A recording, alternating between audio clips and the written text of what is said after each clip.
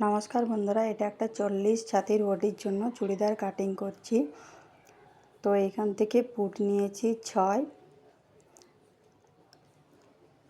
এখানেও 6 নিয়েছি, নিচের দিকে 6.5 নিয়ে একটা দাগ দিয়ে নিয়েছি। ছাতি 10 থেকে 1.5 ইঞ্চ এক্সট্রা, এখান থেকেও আরও মাঝখানে পেটের অংশটা সেটা নিয়ে নিয়েছি। এখান থেকে 7 নিয়ে ছাতির থেকে 1 ইঞ্চ কম, আর এখানেও হাফ রেখে 1 ইঞ্চি রেখে একটা শেপ দিয়ে নিয়েছি।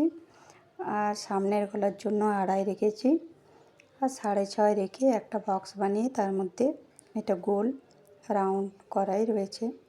তো গোল গলা করে নিয়েছি। এখানে তালপাট সাথে একটু হালকা শেপ দিয়ে রেখে দিয়েছি। এখান থেকে আবারও 7 ইঞ্চ, টোটাল 14 ইঞ্চ নিচে। আর আমার যা কোমরের মাপ রয়েছে তার থেকে 3 ইঞ্চ এক্সট্রা নিয়ে আমি কিন্তু কাজটা করছি। এখান থেকে আবারও 2 ইঞ্চ এক্সট্রা নিয়ে একটা দাগ দিয়ে নিচ্ছি। নিচের দিক থেকে এক্সট্রা রেখে আর একটু কোণে উঠিয়ে নিয়েছি যাতে না কোণ বার হয়ে যায়। তো আমি ফিটিংসের মাপও দিয়ে নিয়েছি। এখানটা একটু হালকা ডাউন করে নিয়েছি। এবার আমি যেখানে যেখানে সেলাই দিয়ে রেখেছি, আগের মার্জিন রেখেছি সেলাইয়ের, সেটা বাদ দিয়ে যেখানে এক্সট্রাটা সেখান থেকেই কিন্তু কাটছি। এবার ছোট্ট ছোট্ট করে কাট লাগিয়ে নিয়েছি। সামনের গলাও কেটে নিয়েছি গোল শেপে। সামনের পার্ট কাজ কমপ্লিট। এখানে পিছন পার্টের জন্য সামনের পার্টটা বসিয়ে পিছন পার্টটা বার করে নিচ্ছি। বসিয়ে নিয়ে এখানে দাগ দিয়ে নিয়েছি।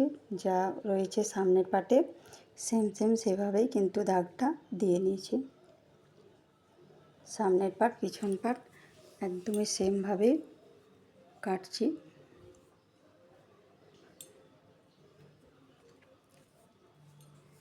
পিছন পার্টটাও আমার রেডি হয়ে গেছে কাটা। নিচের দিকটা একটু এক্সট্রা রেখেছি।